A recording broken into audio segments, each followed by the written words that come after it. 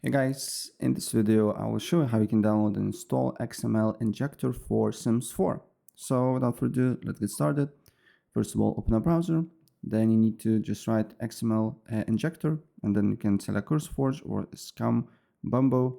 I will select this one. Then you need to press download and then save it to your computer, right? Once it's saved, you can go and right click on it and extract all the files here, right? And then you should find these files. So next thing what you need to do here, you need to go to File Explorer, then you need to go to Documents, then look for Electronic Arts. As you can see here, it was Electronic Arts, Sims 4, Mods. If you don't see Mods folder, just create one. Then you just need to put XML Injector and launch the game. If you're installing mods for the first time, launch the game, press Escape.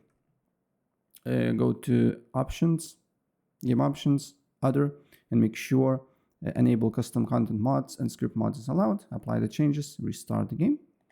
And once the game is restarted, you should see mods pop up. And if we scroll down, we can see that XML Injector is installed. That's pretty much it.